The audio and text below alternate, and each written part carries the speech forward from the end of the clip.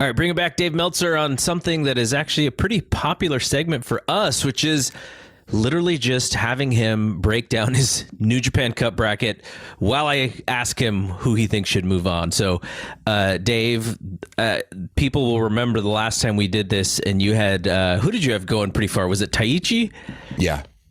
And that was a shot, because sometimes with this tournament, there are upsets and people who, the guys who are generally folks who you think would win may not win, and there's some surprises. So, yeah, they always book, they always book upsets. So you've got to figure out the upsets, and you have to figure out like who is gonna, the champion now is Ibushi. So who are they going to set up for Ibushi's next contender? Yep. And anyway, we'll get to that. All right. So we're just going to go throughout this entire bracket and see who Dave has as the winner, who will then face Ibushi at a... When are they actually going to do that match? I don't even know. I don't they've been announced like a big show. They haven't announced that far in advance. Okay, let's go Kojima versus Jeff Cobb. Well, since Kojima just beat Jeff Cobb in that tag team match, which was a shock to everybody, I figure it's a setup for Jeff Cobb to win. And then Naito and the Great Okan. That's an interesting one, because Okan just lost, and you don't think of him as losing in the first round of the tournament. And Naito is one of those guys where I don't see him winning the tournament because he just lost the championship match. So you by that logic, this could be one of the upsets, but I'm going to go with Naito. I just, I don't see, I could see it, but I'm going to go with Naito. All right, Yano versus Bad Luck Fale. Yeah, that one can go either way, too. I'm going to go with Fale. And Goto versus Taichi. Taichi.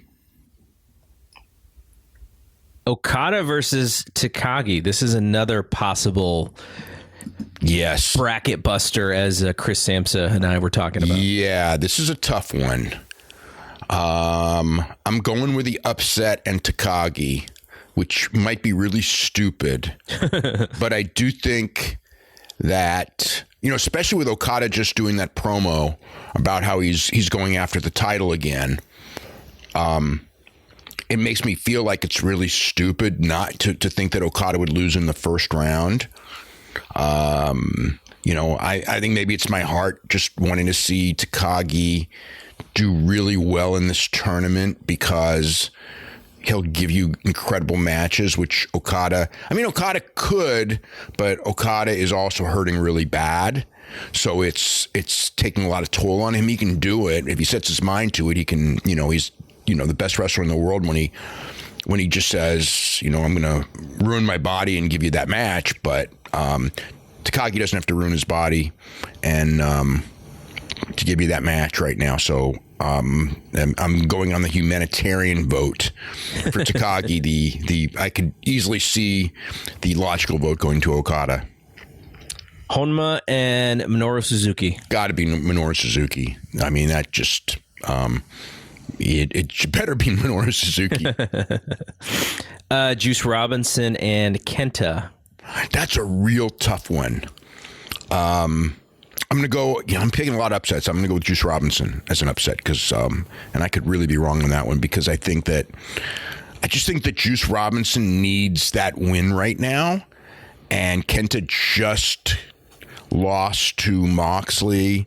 So it's just kind of time. He's had a big push for the last several months, beating so many people. So I just think Juice needs that push right now. By the way, I was talking to Chris Samsa about this. What do you think about the buys? Like, why do you think the buys are there for this tournament? I guess because they don't have enough people to do a full bracket, right? We were wondering if Tama Tonga and Tangaloa may have been in this tournament, but could have a possible other booking. Just speculating here. No inside information, but we were just because of the social media stuff that's going on. It's weird because, obviously they were there over the weekend and this tour starts Thursday.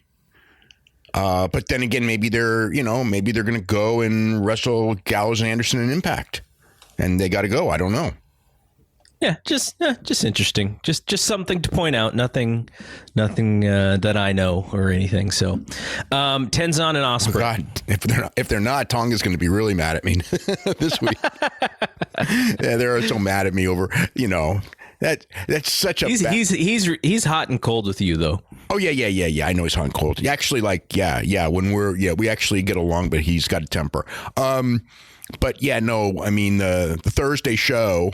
It's a bad situation and all, but I just feel that Ibushi and Desperado is not a Budokan main event. I feel it's bad booking to have that as a Budokan main event. And I know that it's Desperado subbing for Hiromu. Tradition and all that. And tradition. Yeah, but it's not like they do it every year. And it's not like the thing is, it's like you're not locked into it. To me, it's when I say uninspiring booking, what I mean is that Geto's main event was most likely Ibushi against Hiromu Takahashi, which, I actually think it's a little bit of a stretch at Budokan, but really Hiromu Takahashi has been pushing about the idea of going to the Tokyo Dome and headlining one of the nights of the Tokyo Dome, and he's really one of the hottest wrestlers in the company. So I would go for that. It might not work, but I would definitely go for that. Mm-hmm. So okay, so the guy's out. So Ibushi wins. Desperado wins the title. So it's the nice plug-in, but to me, it's like if you're a good booker and you have an injury, you shuffle things around and you don't just plug somebody in because somebody left. It's like Kenny Omega left, so everything Kenny Omega is going to do for the whole year, we're going to have Jay White do. And it's like, I don't know that that's the way to go. It was Jay White who was not, Jay White who was, more marquee value than Desperado. Desperado, it's like, I know people got really mad at me because Desperado had a great match. They had a freaking great match the other night, and he's a good worker, but it's like he's not a marquee guy at the level to main event Budokan Hall. It's like it was O2 Award Gym, and they had 1,000 tickets to sell. Sure. But Budokan, it's just a different level. And I just felt that, it's like, I know you don't want to give away something big, like a Shingo Takagi or something like that, but it's Budokan Hall. Sometimes you got to do that, rather than stick to your plan. Mm-hmm. I think that's what a good booker does. I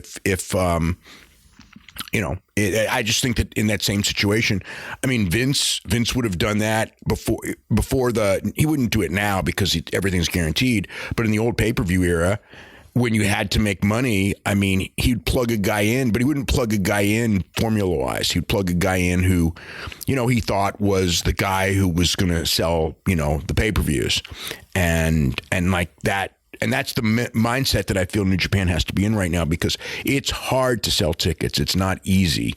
So you may have to, before a couple of years ago, before the pandemic, he could have plugged somebody in and they're just so hot you can get away with it. But it's not, the business is not that hot right now. Now, this is where you have to be a good booker. Before, not that he was a great booker. But he could coast. And just, if I book it, they're going to sell out, because we're so hot. And that was the case, but it's not the case anymore. Now you've got to be a great booker. You can't just, somebody left, I'm going to plug in what my plan was anyway. Mm-hmm. But you don't have the horse, it's about who's got the charisma and everything. So anyway, if they sell out Budokan, then I was wrong, but I don't think they will. All right. Plus 4 days notice. Was always to me when you're booking a major show, I really don't like the idea of a main event announced 4 days early. When you're super hot, of course you can get away with it. When you're doing TV, of course you can get away with it. When it comes to getting people to buy tickets to go to a house show, a major show in a big building, people make plans well ahead. And if they don't know the main event, it's very easy to skip it, especially right now during a pandemic. If you don't know what the main event is, so wait until the last minute to spring the main event on people, I don't think is good creative either. Mm-hmm. Okay, Tenzan Ospreay. Ospreay. Gabriel Kidd, Zack Sabre Jr. It's got to be Zack. He ain't gonna be. Gabriel Kidd's great, and they may actually have a hell of a match, but I can't imagine. I cannot imagine Zack Sabre not winning that match. Nagata versus Tsuji. Nagata. Ishii versus Sanada. Man, that is hard. This one is also going to screw up some brackets, I think. This one's hard.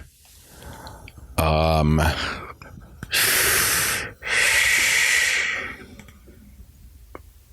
man. God, I went back and forth in that one all day. Sonata. Finlay versus Chase Owens. Finlay. Yoshihashi versus Takahashi. Yoshihashi. And Hanare versus Jay White. Jay White, for sure. All right, next round. Evil and Jeff Cobb. Evil. Naito versus Bad Luck Fale. Naito. Taichi versus Takagi. Takagi. And Minoru versus Juice. Suzuki. And then on the other side, Ospreay and Zack Sabre Jr. Wow. Yeah. That'd be great. Yeah. Ospreay. Nagata versus Sonata. Sonata. And Finlay versus Yoshihashi. Man. Finlay. And then Jay White against Tanahashi. Jay White. All right, into to get to the semis, so the quarters. Evil versus Naito. Evil. Takagi versus Minoru Suzuki. Takagi. Ospreay and Sonata. Ospreay. Finlay versus Jay White. Jay White. And then in the semis, Evil and Shingo. Shingo. And then Ospreay and Jay White. Jay White. So you have in the finals Shingo and Jay White. Jay White. I like that, and I like the way that you looked at it, which is who are the guys who could face Kota Ibushi? Because I think it's Jay, it's possibly Ospreay. I think you absolutely could do Okada. If the idea is Okada, you absolutely could have Okada run through this whole tournament. Yes. And I based on the interview that he did, that's why I think that picking Shingo is such a tough pick. Because if I picked Okada, I'd have Okada running. But I don't have anyone beating Okada except for Shingo. Evil could, and Okada just beat Evil, so you can certainly make that argument. Well, Okada just beat Evil, so Evil could beat Okada. Because I wouldn't want to put Jay White over Okada in the finals. I wouldn't, that's Okada winning a whole bunch of matches and then losing to me. But, I just don't know I would want to do that one. Save that Okada, Jay White, save that one for later, I would think. So it's hard. It's a hard pick because I had a much easier time last year because there's so many variables this year, because before it's like the idea is to elevate guys. And now it's kind of like you've just got to give people unique matchups that they want to see and, have marquee guys because business isn't selling out every show. Yep. So it's a different ball game. Booking this year is much harder. You can't get away with less. And, I think it's a little harder to put people over because you don't have that crowd response at the level you did before for the big upset. So it's just a different world, I mean, and hopefully I'm just like, I can't say counting the days, but counting the months until we can freely travel. And once that happens, I think that at that point, when you can travel and you can cheer and boo at the shows and you can go to full capacity and everything like that, whenever that will be, then you go back. Hopefully the popularity goes right back to where it used to be. And, it's much easier to book in those circumstances than it is in these circumstances. So.